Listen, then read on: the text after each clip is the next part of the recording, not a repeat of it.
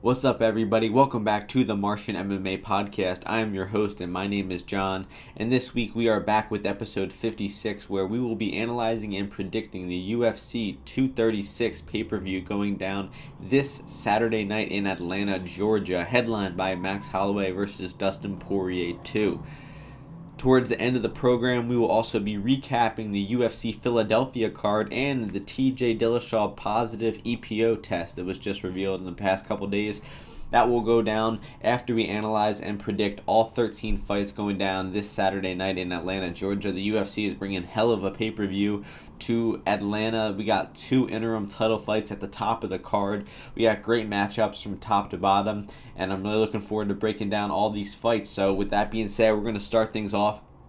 In the bantamweight division, we have Randy Costa, who is 4-0, taking on Brandon Davis, who is 9-6. Brandon Davis is dropping down in weight in this one. First fight at the bantamweight division. And looking over at the opening betting line for this one, we see Randy Costa minus 135, Brandon Davis minus 105. Right now over on our affiliated sportsbook 5Dimes, we see Brandon Davis minus 165 to Costa at plus 145. So a lot more action coming in on Brandon Davis's way. He actually opened up the slight underdog in this matchup, surprisingly.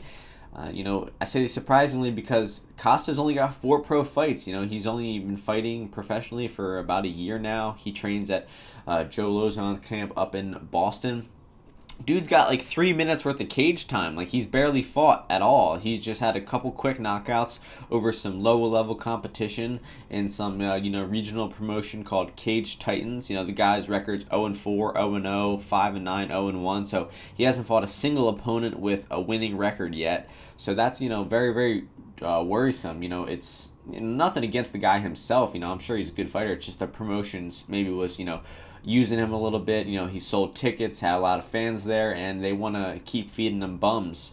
So that's what they did. But now he got the call up to the UFC, surprisingly, after four quick, easy knockouts. But it's kind of frustrating to see. All skill aside, this dude has 3 minutes of cage time, and there are hundreds, probably thousands of fighters out there in the world right now, professional MMA fighters with more experience and with more skill than this guy, but he's in the UFC. So regardless, let's get down to what he does good. He's got some nice head kicks. Most of his wins are by head kick knockout, pretty vicious as well.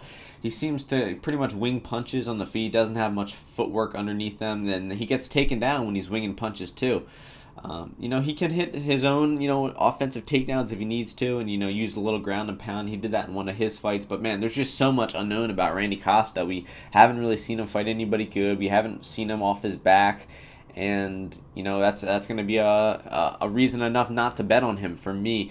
It just depends on if you're going to bet against him, which means you would place a wager on Brandon Davis, which I would not advise against either, because Brandon Davis, he's not really a UFC caliber either. He has, 9-6 record. He's been really mediocre in the UFC so far. Real tall and long guy. I have no idea how this motherfucker is cutting down to 135 pounds. I mean, he's almost 6 foot tall at featherweight, and now he's dropping down another 10 pounds. Man, he's gonna be a skeleton on the scales tomorrow. Yeah, 5'10" and weighing 135 pounds. So that's not a good look. But man, Brandon Davis just doesn't throw hard, It just doesn't seem like he ever throws with ill intent. He just throws a jab out there, throws a, leg kicks, some head kicks every now and then. He's got good footwork and good movement, He's very, he's a very comfortable striker. But like I said, he just doesn't really seem like he wants to hurt his opponents. He never throws out, full power. It's just kind of, touching you. He won the Austin Arnett fight. Austin Arnett's definitely his best win on the Dana White Tuesday Night Contender Series. But that was a weird fight. Davis won that fight with his top position. He won some rounds by getting top control and staying on top, but he didn't really hit any takedowns. There was just a bunch of weird scrambles that ended up on the ground, and Davis took advantage and won that fight. But if they run that back, I really think that Austin Arnett would beat Brandon Davis pretty heavily in this one. So That's just a hypothetical, though. In this matchup, Costa versus Davis, I see Davis's experience being a little bit too much. I think Costa's just going to be a little too green in there. Maybe he has a chance of catching Davis early in the first round with a big power shot, but if this one goes, I see it, going the distance. I see Brandon Davis just being the more active and, technical striker in this one and winning a decision, maybe 2-1. So the pick's going to be Davis. In the next fight, we go to the women's strawweight division. We have Poliana Botelho, who is 7-2, taking on Lauren Mueller, who is 5-1. The opening betting line for this one was Botelho -165 to Mueller at +125. Over on 5 Dimes right now, we are seeing Botelho -170, Mueller +150. So two-way action coming in on this fight. It's definitely a close matchup, and getting right down to it, I think it's a dog or pass. I don't think that you can trust Botelho. Actually, both of these women, had pretty horrible last performances. Botelho looked really awkward in there against Calvillo. She got taken down, she got held down, and she got choked out. And Lauren Mueller fought a really low-level opponent in Yanan Wu, who was just kind of bouncing around the octagon, throwing crazy strikes, and then they end up on the ground, and all of a sudden Wu throws up an armbar, and Mueller gets caught in it. So that was a really bad loss. A really low-level armbar that she got caught with. So, look out for Botelho's submission game in this one. Even though her submission game isn't that great, it's, maybe purple belt level. That armbar that Mueller got caught with was white belt level. So, definitely look for a path to victory for Botelho in this one via the ground game. But Mueller should be the much better striker. Botelho's got some nice kicks, but she's just awkward on the feet, man. She looks like hunched over, like she has like a hunchback, you know what I mean? Like, it's just, she has a weird stance. Mueller's got the much more fluid boxing and movement. She actually moves her head a little bit. And, she has some good takedown defense, too. Training at Alliance with a lot of good girls over there. Angela Hill and, a lot more than I'm not mentioning. I think Kat Zingano, so she's definitely going to have good training partners. People who can test her takedown defense, who can test her ground game, because I think that's really the only chance Botelho has to win this fight.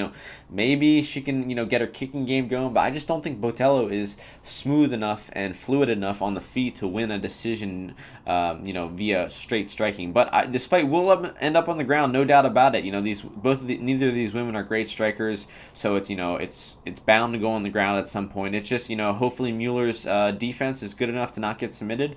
She should win this one via decision, and +150. I think that's great value on Mueller in this one. I think this one should be a pick on -120, -120. It's a 50-50 type of fight, so it's definitely dog or pass, and might even end up on Mueller myself, upsettingly. But hey, man, when there's value, there's value. And speaking of value, in the next fight we got in the bantamweight division, Montel Jackson, who is 7-1, taking on Andre Sukumtat, who is 13-6. The opening betting line for this one was Montel Jackson as the +250 underdog. Is that right? Andre Sukumtat is the -350 favorite. I think that's off. I don't think that's a real line. So we'll put that aside. Where the line is at right now is Montel Jackson at -525 to Sukumtat at +415. Insane line movement in this one. I know for a fact that Montel Jackson was at one point, he was -350. So Montel Jackson opened as the -350 favorite and has since been bet down to -525. So there was a line there on Best Fight Odds. I'm honestly shocked at this line movement. Montel Jackson is 1-1 in the UFC, and he's now a -500 favorite against a guy who's not that bad in Sukumtat. Sukumtat is, he's notorious for that bonehead loss against Sean O'Malley, where he could have won the fight if he kept it on the feet, but he took the fight to the ground. Of course, very memorable performance from him in that one. And he's fought some good competition in the UFC so far. He had a nice bounce back win over Jonathan Martinez in his last fight. He knocked out Luke Sanders. He beat Alejandro Perez, but they got robbed on the scorecards. So he's definitely fought and beaten some good competition. So I think that Montel Jackson should be the favorite in this fight, but at -500, I think that is honestly insane. And even though I think that Montel Jackson wins this fight, I have to put a bet on Andre Sukumtat at these odds. It's just way too wide. You know what I'm saying? Like a half unit type bet. Don't go crazy. You know, Andre Sukumtat I think has a chance to win this fight with his boxing. I think he's got the better boxing of the two. But you know, Jackson mixes it up well. You know, he's real long. He's got huge hands. He's got a nice jab. He's got himself a nice kick as well. You know, in his last performance, he picked up a really nice win over Brian Kelleher. He rocked Kelleher with an elbow in the clinch and then locked up a Darce choke really quickly. But you know, Jackson's only been a pro for 2 years. You know, he's definitely still a little green. Only 8 fights for him. He doesn't seem like he checks leg kicks at all much. But you know, he's a solid boxer, and he's got a good ground game as well. I don't think Sukumtat will take this fight to the ground. I think this, you know, if anybody takes this fight to the ground, it will be Jackson, and I think he has a good chance at out grappling Sukumtat. I think that's where he has the most comfortable path to victory for Jackson, is using that ground game. But if it's on the feet, I expect it to be a lot closer than, you know, a minus 500 plus 400 matchup. I think that Sukumtat has a good chance at, you know, catching Jackson with some punches and possibly even hurting Jackson. So despite Sukumtat's, you know, bad IQ, and despite he gets a little hit too much, he doesn't have great defense, you know, and he's a little chinny as well, Sukumtat. I still think he has a decent shot to pull off the upset in this one. So, you know, I think Jackson should be the favorite, maybe minus 300 where the line opened up. That seems about accurate. But right now, minus 500 I think is ludicrous for Montel Jackson. I think Jackson gets his hand raised via decision, but there's clear value on Sukumtat at plus 415. Next fight is taking place in the welterweight division. We have Bilal Muhammad, who is 14-3, taking on Curtis Millender, who is 17-4. The opening betting line for this one is Bilal Muhammad as the plus 135 underdog to Millender at minus 175 favorite. Since then, the line has flipped. Over on 5dimes.eu, we see Muhammad minus 140 to Millender at plus 120. So I agree with the line movement in this one. I think that, you know, it's hard to bet on Millender after his last performance. You know, it's so glaring that his ground game is his biggest weakness. And that fight was only 5 to 6 weeks ago, you know. So when you see a guy get taken down and submitted, you know, as easily as Zaleski made it look, and Millender looked as poor as he looked on the ground, you want to take a year off, you know, go to some jiu-jitsu seminars, get a better jiu-jitsu coach, you know, fix up that hole in your game, or else you're going to keep losing. All your opponents are going to watch tape on you. They're going to see that game plan, and they're going to go to that game plan again. So it's very interesting that Millender has taken another fight on 6 weeks' notice. It almost assures that he hasn't addressed the issue of his ground game.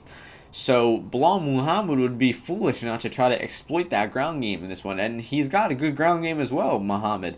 He's got good wrestling. He's got solid top control. He actually got the better of the grappling exchanges against two really good grapplers in the UFC, Jordan Meehan and Randy Brown. I think Meehan's been a black belt for a while, and Randy Brown's a brown belt himself. And Muhammad got the better of the grappling exchanges in those. Took him down, held him down, you know. He's not really a submission type of guy, I'd say. I think he's more of a position type of guy.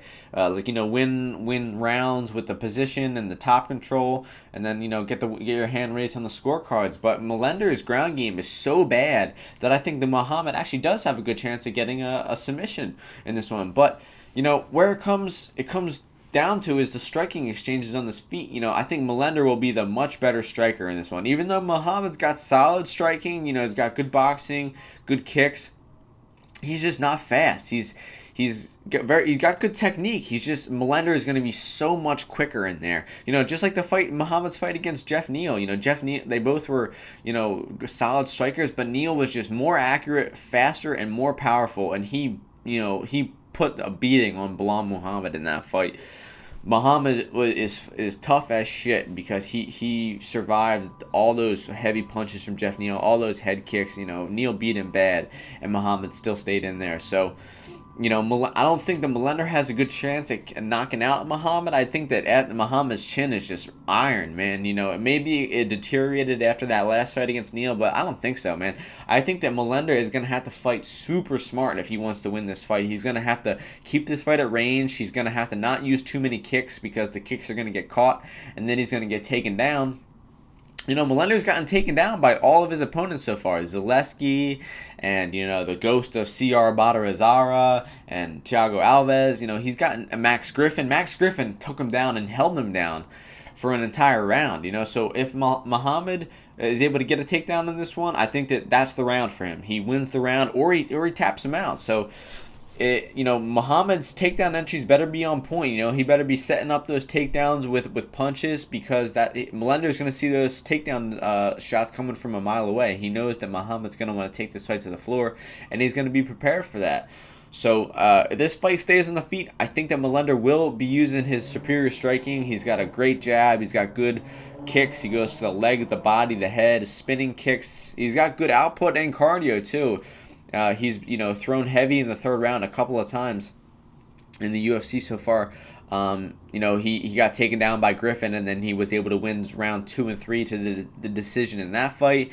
He had a tough fight against C.R. Badarazara, but gutted it out in the third round to win that fight. So I like Melender's cardio. I like his output. It's just, man, this is a tough fight. I think this is probably one of the closer matchups on the card. I honestly don't have a side I'm going to confidently go with. But according to the odds, I would say it's in Melender's favor at plus 120. I think that it's a dead pick'em, 50-50 type of fight. So if one guy's plus 120, I'd say the value's on him. But if this fight goes to the floor, Muhammad wins. If it stays on the feet, Melender wins. I'll just leave it at that, and we'll move it to the next fight, which will be in the bantamweight division. We got Boston Salmon making his UFC debut at 6-1, taking on Khalid Taha, who is 12-2. We got Boston Salmon opening up as the minus 150 favorite in this one to Khalid Taha at plus 110. Right now, more money coming in over on 5 Dimes at Boston Salmon at minus 140 to Taha at plus 120. So the much-awaited debut of Boston Salmon is finally here. He's a former amateur boxer, really high-level amateur boxer. He came off the Dana White Tuesday Night Contender Series, and he had a lot of canceled fights coming up to this one, but he's finally making his debut here against Khalil Taha, who's a very legit opponent. So we'll start things off with Boston Salmon. I'd say Sam, like we said, he's got a great amateur boxing background. I didn't know until I did a little more research. Watching him fight, you really can't tell. He really has adapted his game to MMA well. You can tell he's got very solid boxing. He's got a really nice straight left hand. But you also can tell that he's taken his MMA training seriously and really worked on becoming a well-rounded martial artist. And you can see that in his takedown defense. He's able to stuff some takedowns when opponents shoot on him. But where he has trouble is when he gets stuck against the cage. If he can get put against the cage and he has trouble circling off. Some boxers are comfortable, sitting against the ropes. It's less of a threatening position in boxing because you can't hit that takedown. But even if you're the better striker, you get caught up against the cage. You don't have anywhere to move backwards or anywhere to circle, and then you're stuck against the cage and you get taken down. So look for that. Look for Khalil Taha to take this fight to the ground. We haven't really seen much ground game from Taha. He did have there was a bit of grappling in his fight with Nad Narimani, but he was actually losing the grappling exchanges to Narimani in that fight. So I think that he has since dropped down to this fight. Yeah, this fight is at bantamweight. That fight with Narimani was at featherweight, so he was definitely undersized in that matchup. He will definitely be a little more evenly matched here against Salmon.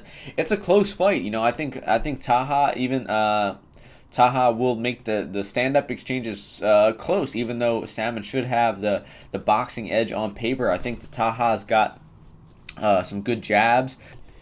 But the jab seems to really be his only weapon. And, when he got taken down against Narimani, he really did not have much hope off of his back. He got held down and didn't look like he was trying to get back to his feet. It didn't look like he was trying to sweep or submit or anything like that. He looked like he was just content with, riding out the round and not losing the round or not getting finished. So that's definitely not something you want to see, especially if you're relying on him to execute a grappling game plan in this fight. So I honestly think that Boston Salmon might be even a little more of a minus 140 favorite in this fight. I think that It's just he doesn't have much. It's his UFC debut. He has way less experience than Taha. Taha's definitely, I'd say, the more. I don't even know if I'd say he's the more well-rounded martial artist. So that's why you see a little bit closer of a line in this one. But I think Taha should get this one done, and looking forward to seeing the greatest name in MMA, Boston Salmon, make his UFC debut. So in the next fight, we got in the welterweight division, Max Griffin, who is 14-6, taking on Zelim Imadaev, who is 8-0. Looking at the opening betting line for this one, we see Max Griffin as the plus 165 underdog to Imadaev at minus 215. Right now, the line is almost at a pick'em. We see Griffin minus 105, Imadaev minus 115. So a ton of action coming in on Max Griffin's way, and rightfully so. Imadaev, although he's looked good in his fights in FNG, it's just he hasn't fought that great competition yet. Most of his wins are coming over guys without winning records. He's only fought 3 out of 8 of opponents have had a winning record, and not great winning records at those. But he's got real power in his hands, man. He's knocked some motherfuckers dead over there in Fight Nights Global. He doesn't have much technique. It just seems like he wants to brawl. You know what I mean? He's not coming in there to fight technical. He's just coming in to throw bombs. So Griffin has a good amount of experience with that. He just came. No, I wouldn't say just, but he had that win over Mike Perry back in December of 2017. They got a kind of a similar style. Perry just wants to come in, march forward, and throw big bombs in that fight, and Griffin really handled Mike Perry very well in that fight. He, started to become a little more competitive in round 3. Perry picked up in round 3, might even won round 3, but Griffin, won round 1 comfortably. He dropped and almost finished Perry in round 2, 10-8'd him that round, and then, like I said, he did let off the gas a little bit, and I think lost round 3 to Perry, which is interesting because he almost had Perry out of there, and then Perry was still able to recover and then win that 3rd round. So Griffin's cardio is definitely his weakness, man. He's, like I mentioned in earlier, we had with that fight against Curtis Millender. Max Griffin took him down a few times and then gassed out after the first round. Wasn't able to go back to that takedown. Wasn't able to have any more success and lost the fight 2-1. So Griffin's got real nice boxing, though. He showed that was on full display in the Mike Perry fight. Mike Perry is, now even though he is a wild type of striker, Griffin wasn't scared of those bombs, wasn't scared of his haymakers. He moved his head well. He had great defense, and he was counterpunching really well in that fight. So look for him to do that same type of style fight in this one. I don't think that he will try to take Imadaev down. I think that even though Griffin's got some decent wrestling, I just think that Imadaev's wrestling is also pretty good. We've seen him ground and pound some people. We've seen him get top control on some people and hold them down. And he's Russian, so I'm sure he's got some good wrestling credentials. So I don't think that Griffin will try to mess around with the grappling in this fight. I think that he will just keep this fight on the feet and look to counterpunch and play defense against Imadaev. And I think that he has a great chance of winning this fight. Griffin's defense isn't perfect, but I don't think the Imadaev striking is technical enough to really, pierce the guard of Griffin. There's a chance Imadaev, maybe hurts Griffin with a punch or two in the first round and maybe gets him out of there via TKO in round 1. But I don't give Imadaev much of a chance to win this one on the scorecards. Even though you can't really rely on Griffin to win it on the scorecards because of that cardio issue, So it's a close fight. I do give the slight edge to Griffin. I think he's fought and beaten the much better competition. He's been tested in the UFC against really good guys, and I think that he will win this fight. It's honestly, I think that there might be some value if you got in on Griffin at plus 165. Congratulations to you, man. That's one of the best lines all year. That'll be like a Sapabek Safarov type of line where this guy is a Russian guy like Nurmagomedov who is coming in undefeated, who coming in against a guy who's had some ups and downs in the UFC so far like Griffin, and the Russian undefeated guy is the 2-1 favorite for some reason, even though he hasn't been tested against anybody good. So he's definitely going to get tested in this fight, and I think that he will lose that test. So I'm going to go with Max Griffin to get the win. Let's go by second round TKO in this one. The next fight is taking place in the flyweight division. We have Wilson Reis, who is 23-9, taking on Alexandre Pantoja, who is 20-3. The opening betting line for this one was Pantoja at -245 to Reis at +175. Looking over at our affiliated sportsbook 5 Dimes right now, we see Pantoja -152, Reis at +130. So more action coming in Wilson Reis' way. The line margin is tightening up in this one. I definitely agree with it. I think that where the line was set was just a little bit too high.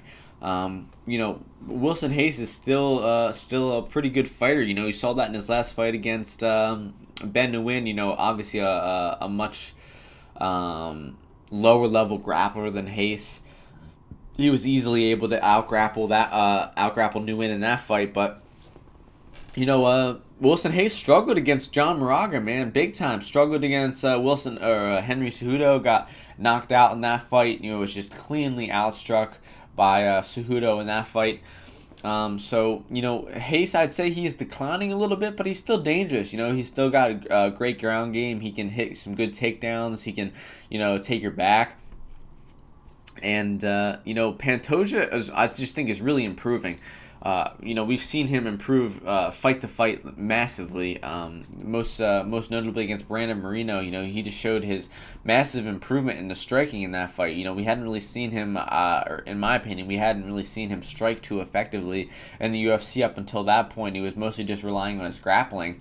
And his grappling, although it's good, it's not elite enough to beat guys like Dustin Ortiz. Dustin Ortiz was in some bad positions against Pantoja in that fight, had his back taken, but Pantoja was just not able to capitalize, and Ortiz was able to escape those positions and make the strikes count on the feet and win 2 rounds of that fight. And Ortiz stole that fight from Pantoja. So Pantoja, is definitely going to have to rely on his striking a little bit more in this fight. I think he will have the clear striking advantage against Wilson Reis in this one. I think Pantoja will be, working that jab, throwing leg kicks. Not too many kicks, though, because Wilson Reis is good at catching kicks. He'll catch the kick and he'll dump you on your head on that if he needs to. And he could easily take Pantoja's back in this fight too. I think that if you watch the Pantoja's fight against Brandon Moreno, there was a situation in that fight where Moreno briefly took Pantoja down and almost took Pantoja's back. Now Moreno didn't get that close to it, but if it was Wilson Reis in that same position, I think Reis would have taken his back and made it interesting in that one. So. And Pantoja's last fight, man, against Oka Sasaki, just, a very high-level grappler in Sasaki, and Pantoja just ran through him like hot butter, like a knife through hot butter, and got to choke himself. So Pantoja, if this fight goes to the floor, I think it will end up there at some point. It's going to be a absolute pleasure to watch. Both these guys have great grappling, great scrambles. Both have a submission threat. Both can hit offensive takedowns. Both can stuff takedowns. It's going to be a real pleasure to see this one go. One thing about that might make this fight interesting is I think the cardio. I would give the slight edge to Wilson Reis, honestly. I think that he can grapple for 3 rounds comfortably. While I don't know if Pantoja has the style to or the gas tank to. I think he gassed out. I wouldn't say he gassed out. He did have a lot of gas left versus Moreno. But that was a fight he was winning. He had a lot of momentum in that fight. He was having his way with Moreno. He was outstriking him. He was dropping Moreno. In a fight like Dustin Ortiz, when he was struggling, when he was fighting for position, when Ortiz was doing a great job defending, Pantoja did not have much gas left in the tank at the end of the 3rd round, and that's what lost him that fight. So it'll be interesting to see how the exchanges, how the scrambles go if this fight goes later. But if Pantoja is able to stuff the takedowns of Wilson Reis and keep this fight on the floor or on the feet, I think Pantoja really has his way with Reis. I think he picks him apart, and I think there's a great chance that Pantoja finishes Reis with strikes, just like Henry Cejudo did not too long ago. But if this fight goes to the floor, if Reis is successful with his takedowns, or if Pantoja decides to take this fight to the floor, I just can't wait to see that happen. I really hope it does. go up on the floor. I hope we get to see some scrambles. Like I said, these guys are just, a pleasure to watch on the ground. I'm really looking forward to this fight. I'm going to side with Pantoja. I think he has the more path to victory.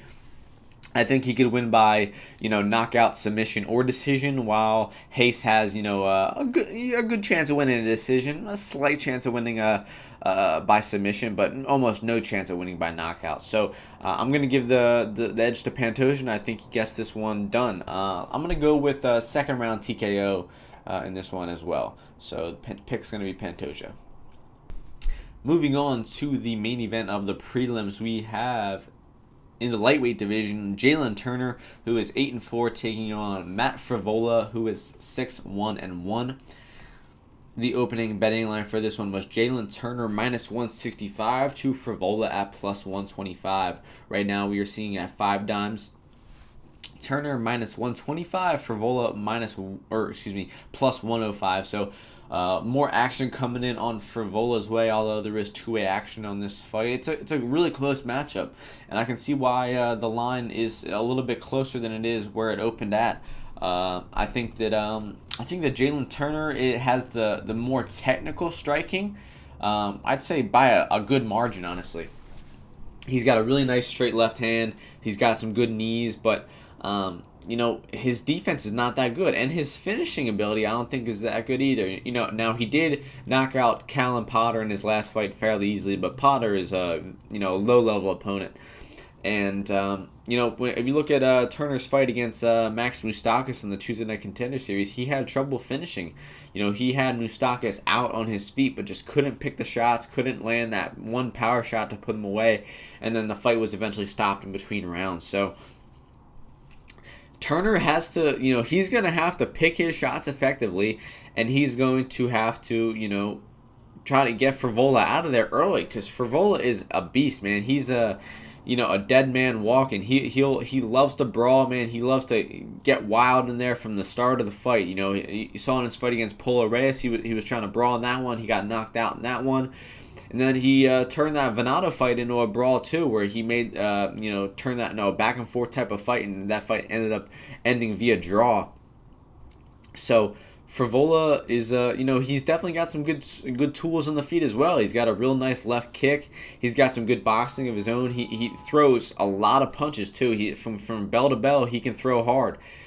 He can grapple. He can seems like he has a good wrestling base. He doesn't seem easy to take down. He seems like he could hit an offensive takedown too if he wants to. So, I think I don't remember which fight had me thinking this, but I know that Jalen Turner has a weakness on the ground.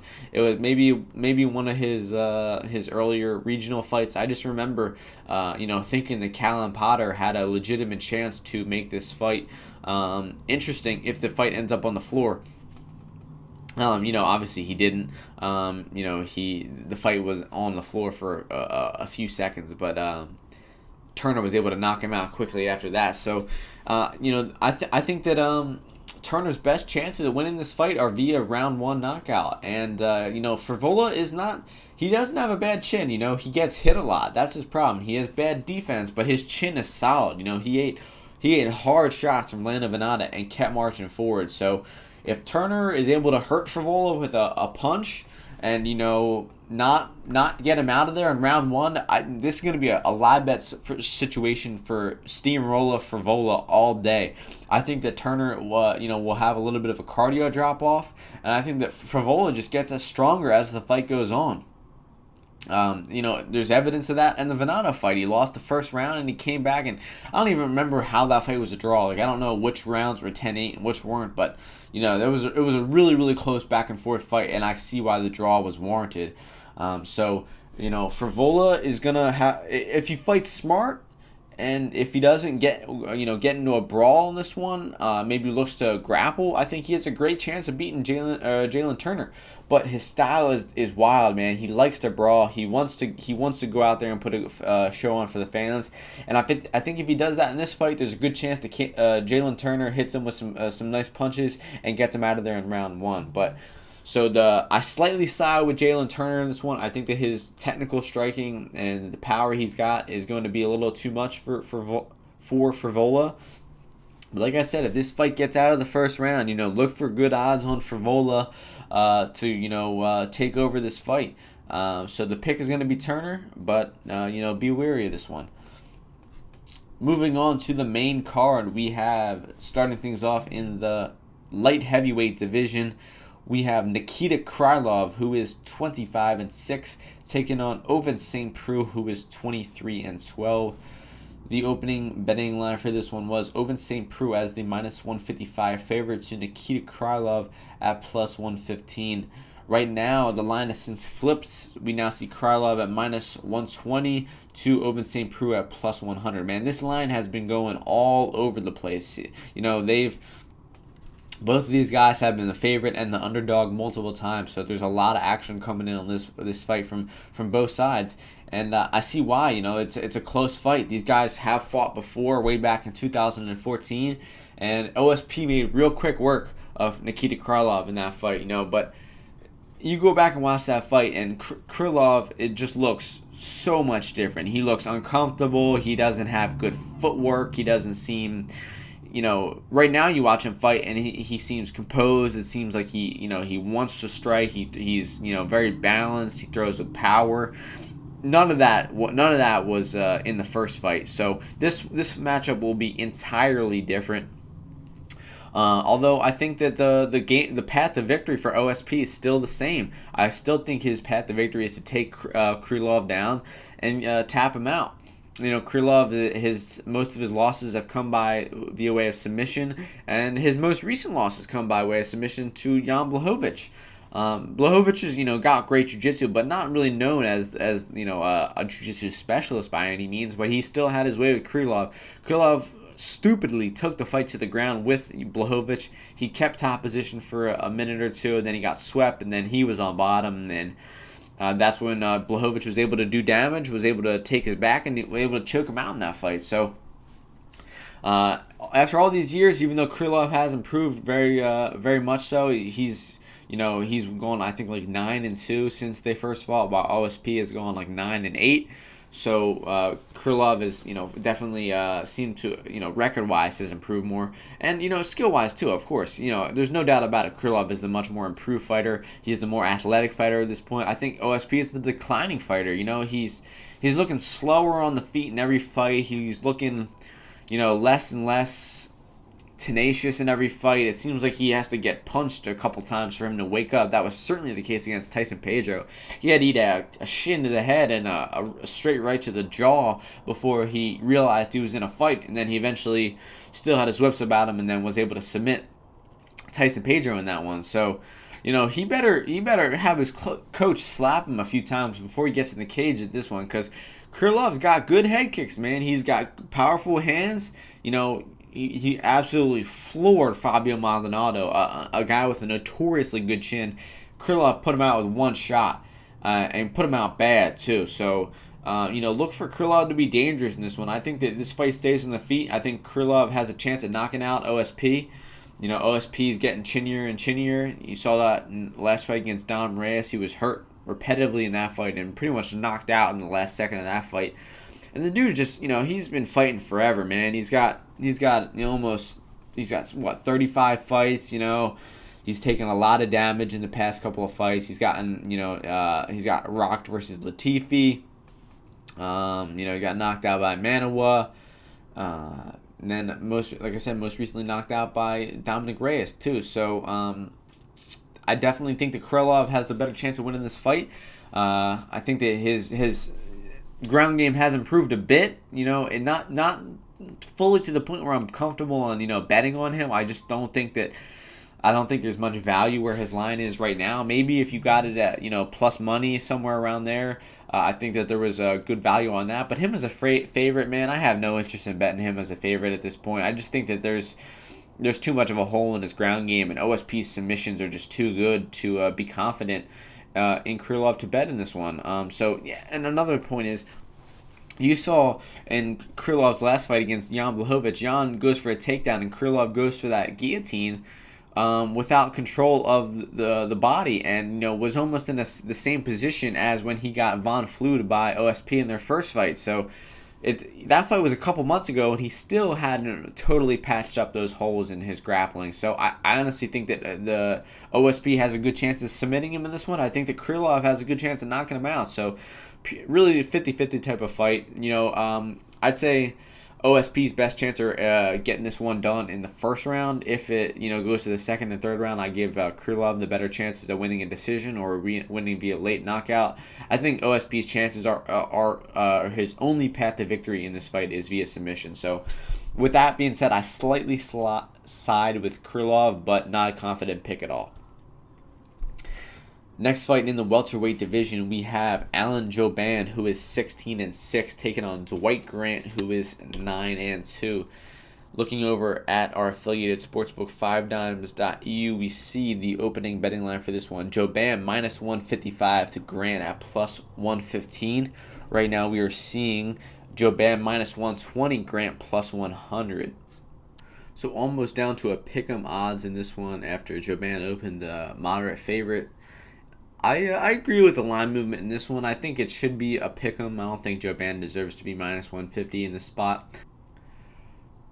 Although Jouban should be the more technical striker in here, he should have more output. He should have the more diverse striking attack while mixing up with kicks and punches.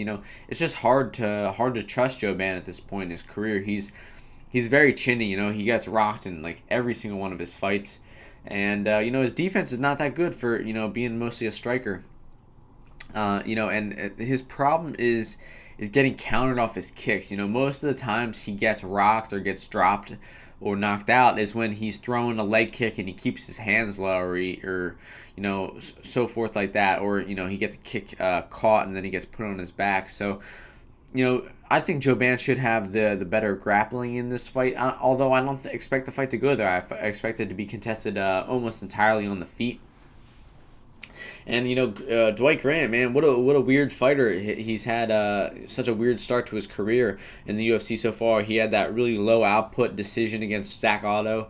Even though it was super low output, I really think that Dwight Grant won that fight easily. I don't think Otto did anything in that fight to warrant a decision for him, but Grant really lost that fight for himself. He was just too output, too tentative in his UFC debut, and really needed to show more aggression. And he definitely did show more aggression in his fight with Petrozzoli. He was still looking to counter punch, but he was looking to draw that counter out a little more. The fight with Otto, he was just waiting, and just waiting for that punch to counter. But in the Petrozzoli fight, he would initiate an exchange, then he'd wait for the counter, and then he'd throw the counter. So he drew the activity out of Petrozzoli a little more. So definitely showed that he learned a little bit from his first UFC loss to Otto, and it's gonna be this fight's gonna be really interesting because I expect Jouban to be the more active type of fighter, but that goes into Grant's type of game plan. I think that he wants guys to throw a lot of strikes at him. He wants to see a lot of punches and see a lot of kicks because they open up opportunities for counters. He is pretty much a counter boxer, a counter puncher. You saw that in the Petrozzoli fight, man. He was just waiting the entire time, and then the second Petrozzoli went for that, I don't even know what it was, a flying knee or something like that. Grant just absolutely floored him with a punch that just sent Petrozzoli down to the canvas. So, but up until that point in the fight, Grant still looked a little low output. It still looked like he, could have been a little more aggressive. But regardless, he still got the knockout in that one. So I think the more technical and the more well-rounded martial artist in this one would have to be Alan Jouban. I don't know what his jiu-jitsu credentials are, although I know he does train at 10th Planet, and he definitely has some good submission and wrestling base to him. But we haven't really seen much from Dwight Grant in the grappling realm of things. He does train at AKA though, so I'm sure his wrestling is up to par. But I don't think we'll see much striking in this one. I think that it will be contested mostly on the feet, and it really comes down to Jouban's chin in this one. Honestly, I think that it depends if Dwight Grant's going to connect with a few punches on Jouban, but if Jouban is rolling away from the punches and not taking them straight on, I think that he has a good chance at winning this fight by being the more active and accurate striker in this one. I think that Dwight Grant's his a lack of aggression, can be a detriment to him at sometimes, and that's why he lost the Grant fight. So if he comes out here aggressive and looks to, test that chin to Joe Ban early, I really like his chances. But if this fight goes to the scorecards, I favor Joe Ban. If it goes to the ground, I favor Joe Ban.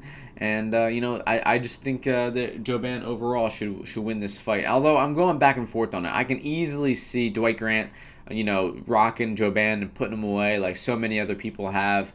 Joe Ban is just so chinny that Dwight Grant has a real good shot at testing that chin and getting him out of there. But I think that Joe Ban also has a great chance at being the more technical striker, fighting smart, fighting on the outside at kicking range, and looking to keep Dwight Grant at bay, not let him get that counter punch in, and win this fight on the scorecard. So I'm going to slide with Alan Joe Ban, but it's a real close type of fight.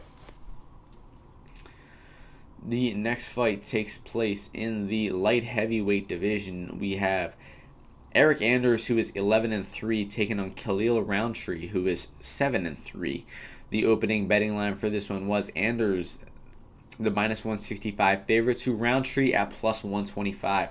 Right now, we are seeing around 5dimes.eu.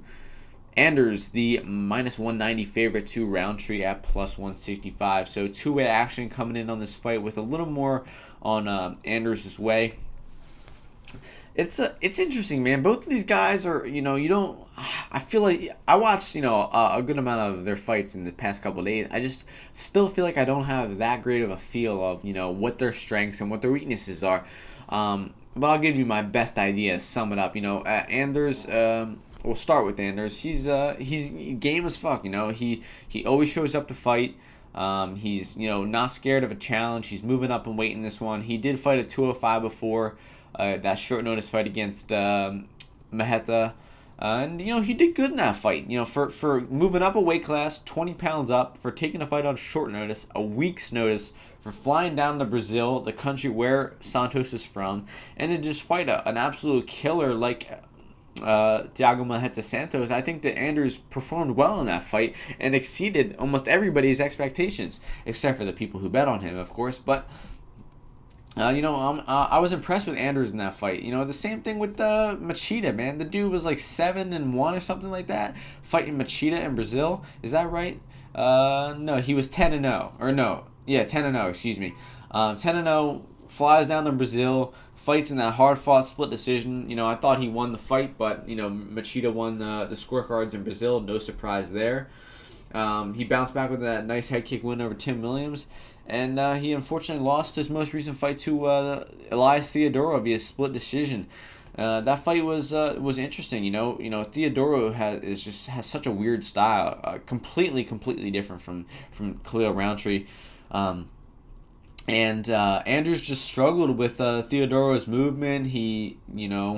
Theodorou had the better gas tank in that fight. He was able to win round 1 and 3, with Anders having a lot of success in rounds 2, though.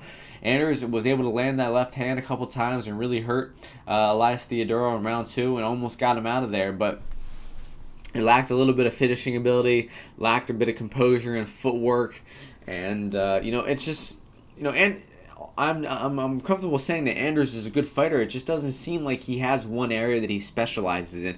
He can hit takedowns. He can grapple a good bit. He's got some good boxing. One thing I will say about him is his defense is really good. He's fought some heavy hitters so far, and his chin has stayed strong. So that's going to be a good thing he's got going for him in this fight against Roundtree, because I think Roundtree's biggest threat is, that left hand. Ask Gokhan Saki about that. But other than that, man, Roundtree is he's lacking a little bit. In the clinch, he doesn't seem like he knows what's going on too much. That Johnny Walker fight, it just seemed like Walker, it seemed like he didn't know what was coming. Walker just hit him with some absolutely brutal knees and elbows and knocked him out really quickly. And Roundtree's cardio is bad. He has a steep cardio drop-off. After round 1, he's pretty much done. He gassed out in round 2 versus Michel Oleszczuk. And then in round 3, he was just a corpse. Got taken down and held down, couldn't move the entire round, and lost that fight in the scorecards. So Roundtree is, dangerous in round one. I think that he has a good chance of sparking Anders in round one with that left hand if he, blitzes Anders, and if Anders wants to engage in a firefight, which he's been saying to the media this week. I want to, stand toe-to-toe and brawl in this one, which is a really dumb game plan. If he fights on the outside, if he mixes up a takedown, if he takes his fight to the later rounds, then he has an excellent chance at beating Khalil Roundtree. I think Roundtree's best path to victory would be the round one knockout. And if Anders goes out there swinging and trading punches in the first round, he's giving Roundtree the best chance he has to win that fight. So it'll be a live betting type of situation, I'd say. If Anders is able to get a takedown, he should win this fight. I'm not saying he would choke him out. I just think that one takedown is all it would take to gas Khalil out. To get him panicking from the bottom, to secure round one, and then to break him, and then he'd eventually gas out in rounds 2 and 3 and lose the decision. So I'd definitely be looking for it to live bet Anders if he has a wrestling game plan, but I just don't think you can bet him as a favorite with him saying that he's going to go out there and brawl. He could be just saying that shit to confuse Roundtree, but he could be for real too.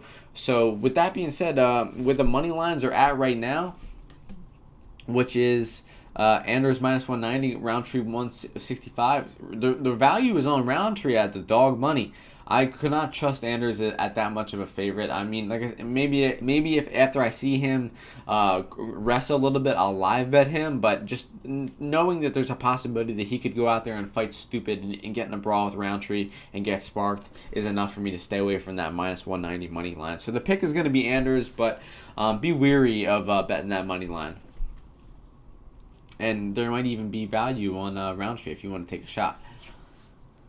In the co-main event of the evening, we have for the interim middleweight UFC title, Kelvin Gastelum, who is 16-3, taking on Israel Adesanya, who is 16-0.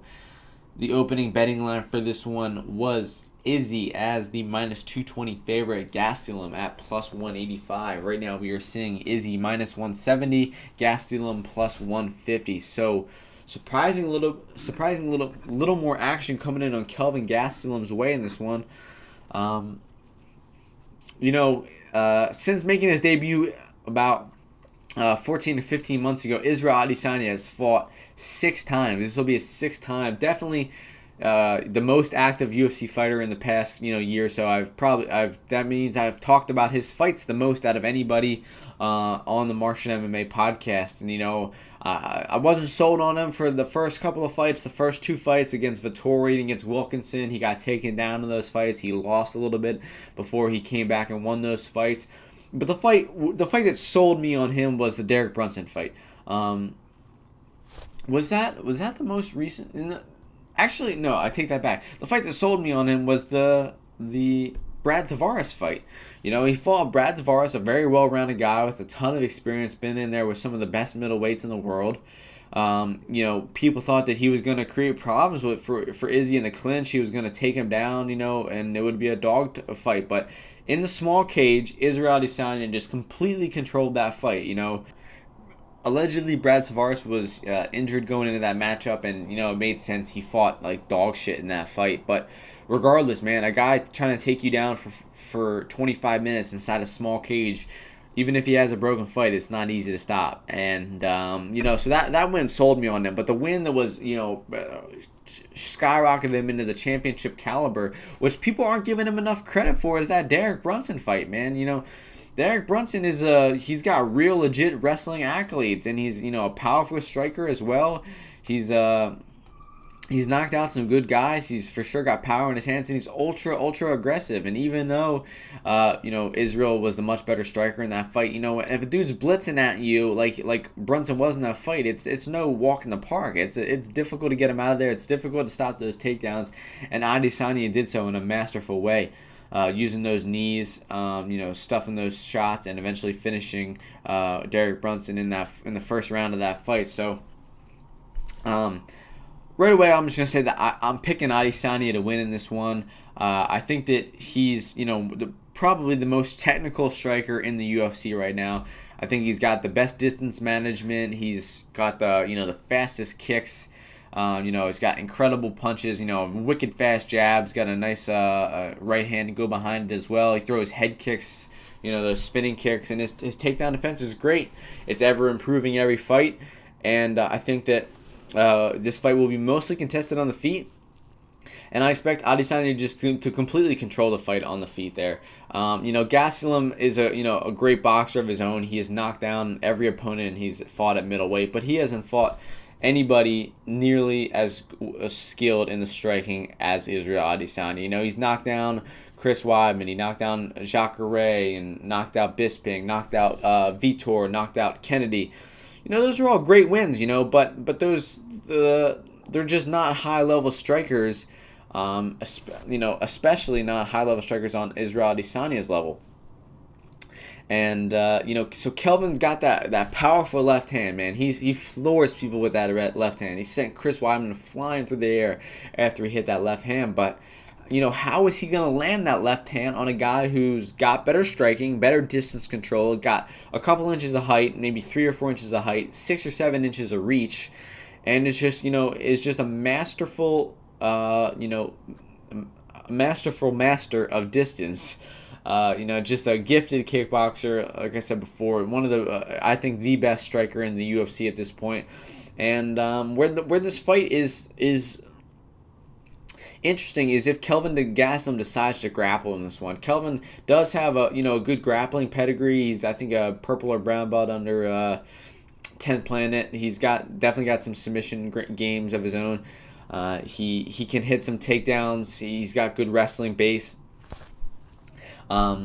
So the fight to think about Kelvin Gastelum with this one to compare to, I'd say, would be the Neil Magny fight. That was another 5-round fight against a tall, long type of guy who had good striking, got good long punches, good kicks in Neil Magny.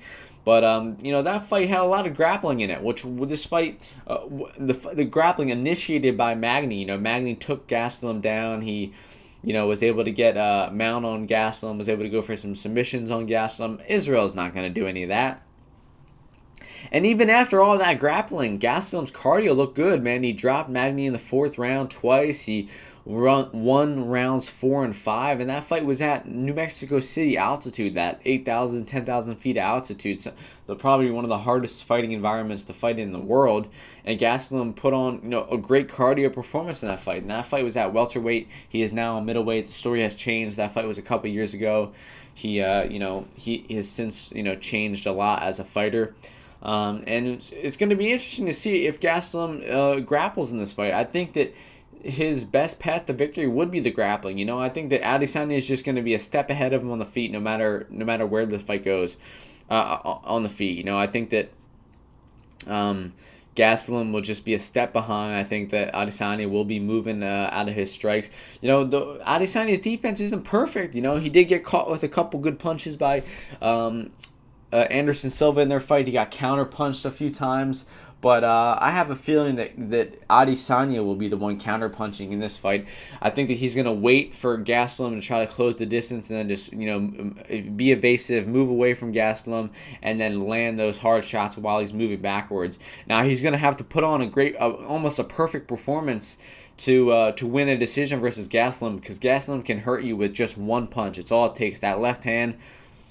He's even got power in his right hand, too. And that right hook, left hand combo that he throws will spark you like a joint, just like it did Michael Bisping. Pretty much ended Michael Bisping's career, that 1-2 combination from Kelvin Gastelum. Same thing with Vitor Belfort, man. Just put him in a coffin with that combo. So, Gastelum's dangerous, man. You gotta be careful for that left hand. If Adesanya is using the tall man's defense, if he's not giving Gastelum the respect he deserves, Adesanya can certainly get caught with the punch and maybe get put away in this one. I don't see it happening though. I really see Adesanya's. If this fight was a kickboxing match, I think Adesanya would be -800 or 900. But the fact is, MMA, it's obviously it's way closer. It's just whether Gastelum is going to grapple, It's going to be hard for him to close that distance to get a takedown because Adesanya can throw those knees. His takedown defense is so good. His distance control is so good. It's going to be a really hard night for Kelvin Gastelum, honestly. And I think that Adesanya will get his hand raised. I think that he will win this fight via 5-round decision. Slight chance he maybe finishes Kelvin rounds 3, 4, 5, something like that, but I don't think so. I think that Adesanya is more of a volume type of guy. He wants to fight smart. He's going to respect Gastelum, respect his power. He's not going to look to engage too much and look to put Gastelum out of there. I think that he'll fight real smart over 5 rounds, and he will become the interim middleweight champion, setting up that massive title fight between New Zealand versus Australia or something like that. I don't even know. One of these guys is Australian. One of these is New Zealand. I'm talking about the champion, Robert Whittaker. So the pick is going to be Adesanya to get this one done. And we have arrived at the main event of the evening. For the interim lightweight championship, we got Max Blessed Holloway, who is 20-3, taking on Dustin the Diamond Poirier, who is 24-5. The opening betting line for this one was Max Holloway as the minus 230 favorite to Dustin Poirier at plus 170. Right now, we are seeing over on 5dimes.eu Max Holloway minus 210 to Poirier at plus 175. There is two-way action coming in on this fight, but definitely in the favor of Max Holloway. We saw Poirier actually go as high as, I think, plus 220 or 240. Yeah, 240 at one point. That's just insane. That was a few weeks, maybe even months ago. As this fight crept closer, more money coming in on Poirier's way. And rightfully so, I'll start things off with just saying that I cannot bet Max Holloway as a favorite at a weight class that he has never fought at. Dustin Poirier is a well-established lightweight. He fits the frame of the weight class. I think Max Holloway does too. I think that he has been, really depleting himself to get to 145. But he's also the best featherweight of all time at 145. So, who knows? Maybe that weight cutting was good for him. Maybe that was his optimal body weight at 145 pounds. We have no idea how he's gonna fight at 155 pounds. And you're talking about a guy in Dustin Poirier who has fought 10 times at lightweight. He's knocked out world champion after world champion after world champion. Anthony Pettis, he didn't TKO via injury. Still, that's a finish. Justin Gaethje, former World Series of Fighting champion, knocked him out. Eddie Alvarez knocked him out, former UFC champion. He actually knocked out I was going to say knocked out Eddie Alvarez twice, but, that one fight was, a little iffy. Knocked out Bobby Green. Went to war with Joe Duffy. Went to war with Jim Miller. The only setback he's had at lightweight was getting sparked by Michael Johnson back in 2016, which is, I think like an outlier performance, honestly, when we look at the two careers of these guys.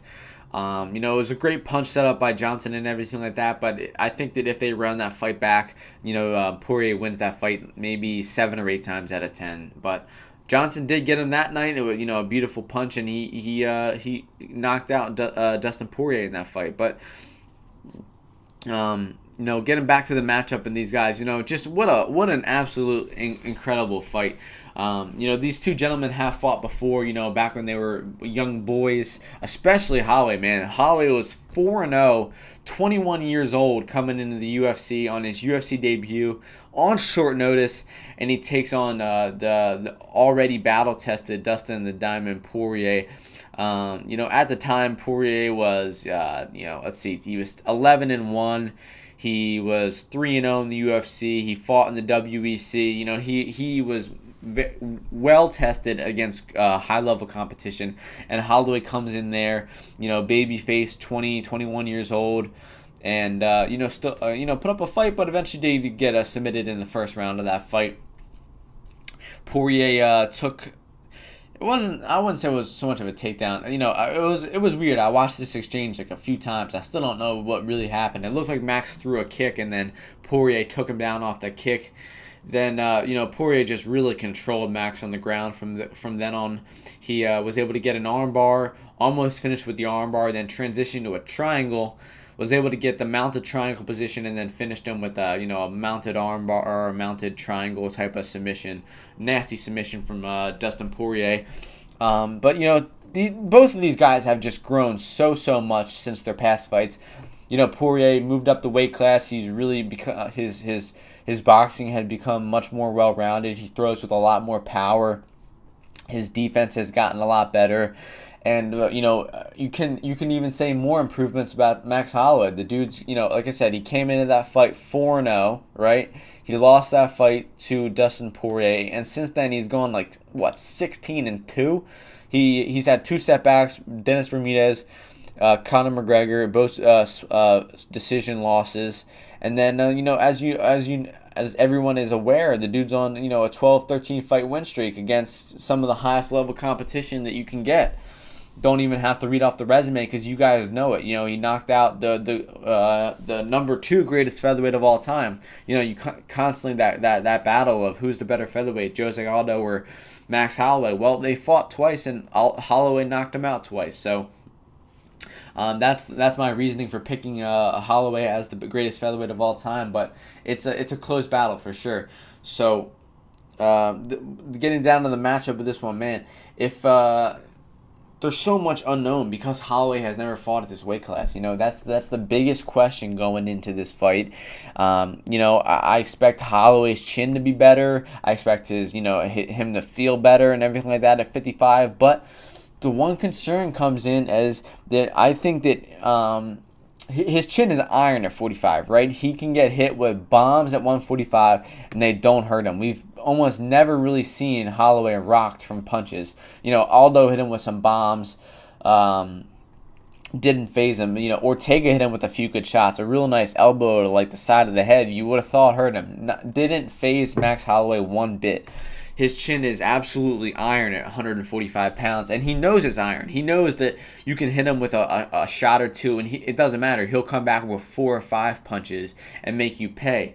But that's kind of embedded into Max's style. That's how the Ortega fight went. Ortega would land a shot, but Max would land 5 punches. But if Max is comfortable getting hit and he moves up that 10 pounds in weight class and he's facing that Dustin Poirier with that piston of a left hand and he's comfortable getting hit, we don't know how Holloway is going to react to the shots at 155 pounds. We've seen Poirier rocked before at 155. We've seen Gaethje hurt him. We saw, even Eddie Alvarez hurt him a few times in both of their fights. But, he's never been knocked out at 55. He has by Michael Johnson, as I mentioned earlier. He got knocked out by Conor McGregor. Out of the chins, you would think that Poirier's or the Holloway's is much better. But like I said, you just can't rely on Holloway's chin being the same at 55. MMA math would lead you to believe that his chin would be better, but will he be able to take a shot as well with that extra 10 pounds of weight class, with that extra muscle, with that extra power behind the punches at 55? That's what I'm really looking to see, is if Holloway is comfortable, marching forward, throwing 4 or 5 punch combinations while Poirier is countering with, that hard left hand. Poirier's got great boxing of his own. I'd give the edge to boxing in Holloway. I'd give the output edge to Holloway, although they've both got great output, great cardio, great boxing. Both of their defenses are very good. It's just these guys are so evenly matched. The one area of the fight where I think that the guy has a clear edge would be Poirier's grappling, but we have Holloway's defensive grappling has gotten better and better. Ortega tried to take him down a couple times. Holloway was able to stuff the shots. He was able to get back to his feet. We've seen great guys with great grappling pedigrees like Aldo and like Pettis and Lamas, and they haven't been able to get any grappling success against Max Holloway. So But when I think that, if I have to ask myself truly, do I think that Poirier is going to grapple in this fight? I don't. I really don't. Even though that's how he won his first fight, I think that he is comfortable in his striking. I think that he wants to make this shit a war on the feet. And I think that he wants to prove that he can that he can get the better of Max Holloway on the feet. I think he wants to prove that he can outbox supposedly one of the best boxers in the UFC. And I think that he has a great chance of doing that. I think that his Poirier's boxing is so good. He throws with power. He's got solid defense, solid cardio output. I think that there's a chance he does, stun Max with a punch, maybe TKO Max, which would be insane to see Max Holloway finish for the first time since with strikes for the first time. The only other guy the only time Max has been finished in his career is by Dustin Poirier, so he could certainly do it again. What I'm hoping for in this fight is a 5-round war, a back-and-forth war. One guy wins 1-3-5, one guy wins round 2 and 4, one round's 10-8, and it's a draw. Some type of shit like that. That would be, a pleasure. I could see Poirier winning by knockout maybe in the first, second, or third. I could see Holloway winning by knockout in the third, fourth, or fifth. I could see either guy winning a decision. I could see Poirier winning by submission. There's just so many different ways this fight could go. In terms of money lines, dog or pass all fucking day. Like I said, the first thing I said about this fight is Max's chin. I've been saying this to people all the time. If this fight was at 45, Max should win this fight all day. If Max had beaten a couple guys and this was his third or fourth fight at lightweight, and we could see that his chin still holds up strong at 55, Max all day. But those things are still unknown to us, and you cannot lay the chalk at -210 without those questions being answered. So, gun to my head, who's winning this fight? It's Max Holloway. Max Bless Holloway is picking up that interim title. He's becoming that champion in 2 different weight classes. But odds-wise, Poirier is the dog, is the right side of the equation in this one. Really, I'm just hoping for a good fight. I'm hoping for maybe some live betting opportunities. I'm hoping for just an all-out war, a classic. And I just can't wait for this fight. So, like I said, gun to my head, I'm picking Max Holloway. If I'm betting on this fight, I'm betting Poirier. And that's going to do it for this analysis and breakdown. We broke down all 13 fights on the UFC 236 card. It goes down this weekend, 6:30 p.m. The prelims start. Main card at 10 p.m. as usual. Main event will get started, or the title fights get started maybe 11:30, go on to possibly 1 a.m. Should be a hell of a card going down from Atlanta, Georgia this Saturday. And with that being said, we are just going to quickly recap the UFC Philadelphia card. And then we will get into talking about TJ Dillashaw's EPO suspension. Honestly, I think that's the much more interesting news. But we recap all the fights here on Martian MMA, so we'll quickly breeze through the UFC Philadelphia card. As I mentioned on the podcast 2 weeks ago, I was in attendance for the card. It was a great card. I was very happy with the results. Had a great time. Enjoyed all the fights. And Alex Perez started things off, just completely outgrappled and outclassed Mark De La Rosa in this one. Marion Moraes surprising everybody, picking up the upset win against Sabina Mazo in this one. Mazo looked terrible. Looked like a hype job. Moraes outstruck her, outgrappled her. Really a good performance from Moraes in this one. Casey Kenny coming in with the impressive victory against Ray Borg. A lot of people disagree with this decision. I did not. I thought that Casey Kenny won the fight, although Ray Borg had a couple of big moments with those big slam takedowns, the suplexes or whatever. I don't think he did much for the grappling. I think Casey Kenny won the striking exchanges on the feet. And I gave the scorecards to 2 rounds to 1 for Casey Kenny in this one. Honestly, when I heard 30-27, I said, oh, it's Ray Borg. They gave it to Borg because of those fucking slams. Every time he picked them up, slammed them. Oh, yeah. Real exciting, right? I thought the judges were going to give it to him, but they gave it to the right side in this one, Casey Kenny. Next fight, a decision that I think they probably got wrong. Kevin Holland, Gerald Michart. Holland won the first round, just took rounds 2 and 3 off. Just a really bad performance from Kevin Holland in this one. Looked like he barely tried at all. Kevin Aguilar putting on a great performance against Enrique Barzola, just stuffing all the takedowns and winning this fight. Somehow it was 2 rounds to 1. I think I gave all 3 to Aguilar, but I don't really remember that vividly. Desmond Green making quick work, TKO and Ross Pearson in the first round of their fight. Ross Pearson retiring since that fight has happened. Marina Rodriguez and Jessa Aguilar had a real competitive fight. Aguilar looked like she had Marina Rodriguez in a nasty armbar in the first round, but Marina was able to escape and then to take control of rounds 2 and 3. Sadiq Youssef defeated Shayman Moraes via decision. Real close fight in this one again. Back and forth. I think Sadiq won round 1. Shayman came back round 1-2, and it looked like Shayman was on his way to winning round 3, but then Sadiq dropped him in the second half of round 3 and was able to steal the judges' scorecards in this one. Paul Craig losing all fight to Kennedy Nechwenko and was able to pull off another Paul Craig-esque third round submission after losing the whole fight in the 14th minute, just like he did against Ankalaev. An incredible comeback from Paul Craig. Michelle Waterson just outclassed Karolina Kowalkiewicz in this one. Grappling, striking, clinch, just really well prepared in this one was Michelle Waterson. Really impressive victory from her. Josh Emmett knocked out Michael Johnson in this one with a punch in the third round. Again, Michael Johnson was on his way to winning a decision in this one pretty comfortably. And then Josh Emmett floors him with an overhand right, just knocking him stiff. An incredible knockout from Josh Emmett in that one.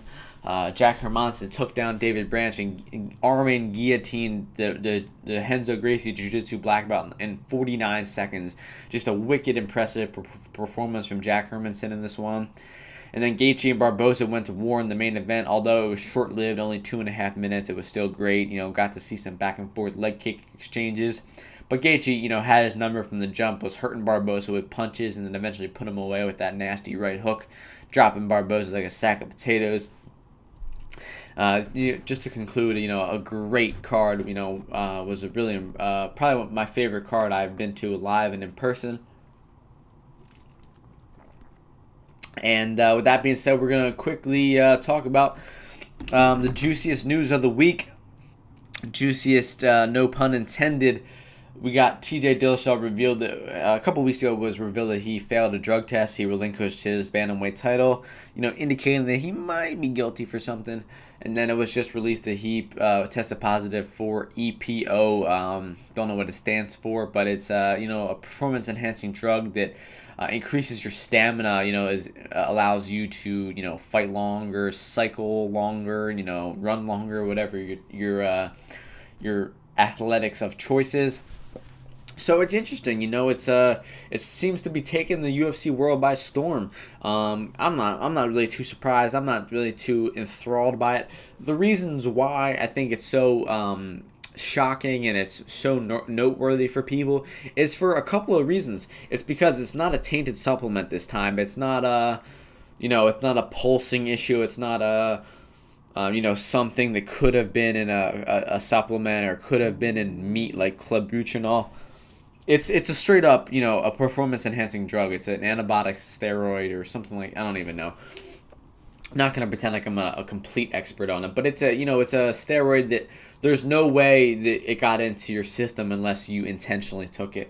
There are, you can inject it, you can take it via orally, topically. I hear there's all different types of ways to do it, but it's high level, intricate stuff. It's not popping a pill or something like that. It's someone who knows the ins and outs of doping, who's probably experienced with this stuff, has a degree in strength and conditioning of some sort.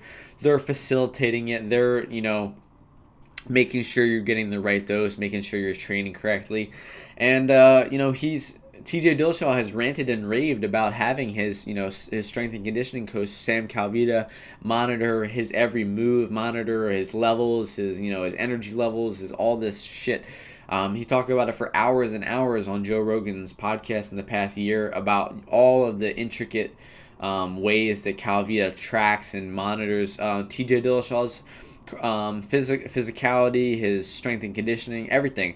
And it kind of puts that glaring spotlight on the fact that guy was cycling him. Now, since then, that snake, Sam Calvita, has come out and kind of thrown TJ Dillashaw under the bus, saying that, PEDs are wrong. I didn't know anything about it. Dude, you were monitoring his every single move, every piece of food he put into his body. You were telling him when to train. You were telling him when to take days off. You were tracking what time he went to bed and what time he woke up. There is no doubt about it. He knew he was doping. He was probably facilitating the doping of him, and then he goes out there and throws TJ Dillashaw onto the bus. That's really disgusting for me, honestly.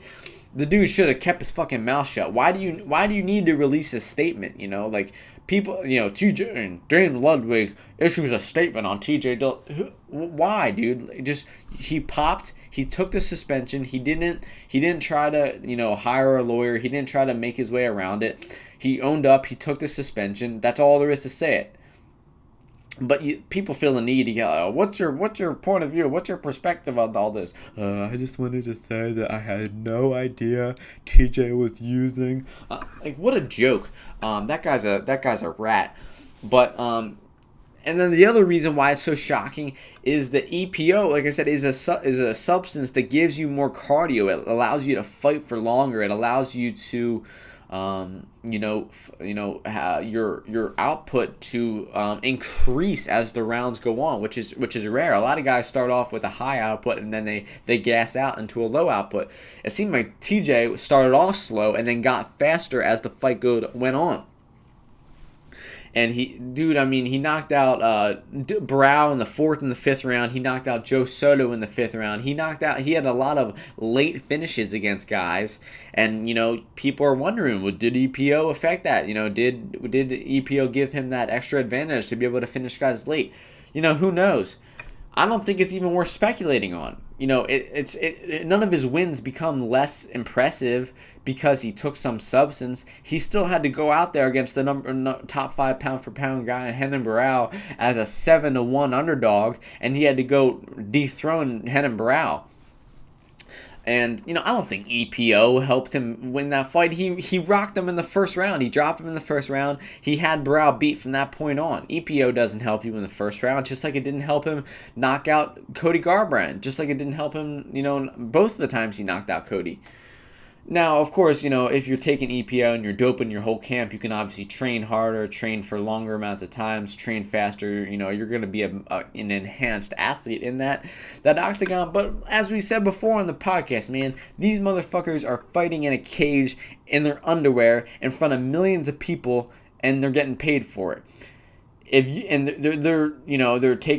this therapy, they're doing acupuncture, they're getting massages, they're getting this, they're getting their diets, they're getting everything monitored, but they can't take a substance that's gonna make them a better fighter.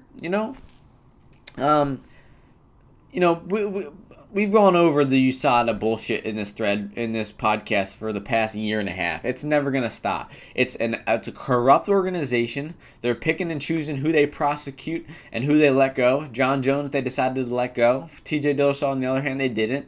They're prosecuting TJ. TJ is one of the best fighters in the world, and now he's sidelined for 2 years in the prime of his career because of some doping violation. Let the dude fucking fight. He's one of the best fighters in the world. So what that he took a little something to enhance his performance? Half the roster is still taking something to enhance their performance. It's just honestly, when I think about the whole scheme of things, I don't feel Renan Barão would have never lost the title if TJ wasn't on EPO. Get the fuck out of here. Do I feel bad for Cody Garbrandt that he got knocked? No, not one bit, man. EPO did not knock out did not knock out Cody Garbrandt in that fight. TJ Dillashaw did. Nothing about EPO knocked out Cody in that fight. So the way I see things is we lost one of the best fighters in the game for 2 years because of some superficial drug test. Anti-doping doesn't work. Anti-doping is corrupt. Anti-doping needs to be removed from the UFC. It doesn't work. It's a system that can be abused. You're abusing the fighters. You're harassing the fighters, knowing their locations at all times of the day, testing them, multiple times a month, showing up at their job, their house at 6 a.m, showing up at their gym, going in a bathroom with some weirdo you don't even know, and pulling out your dick and pissing in a cup and getting some blood drawn. It's the most bullshit, ridiculous type of controlling thing I've ever heard. I'm real upset that TJ popped. I'm not upset with this. I'm not upset with him. I'm not ashamed of him or anything. You got to do what you got to do. All these people who are criticizing TJ, who are saying TJ's win should be reversed, and he's a pathetic fighter. He's ashamed of the sport, man. Let me know when you're fighting in a cage in your underwear in front of millions of people, and then let me know if you don't want to take a little something to enhance your performance as well. But with that being said, that's going to conclude things in the podcast. It's been episode 56. I hope everybody enjoys UFC 236 this weekend. I hope it's a great card, and we will be back next week before UFC Russia. And have a great weekend, everybody.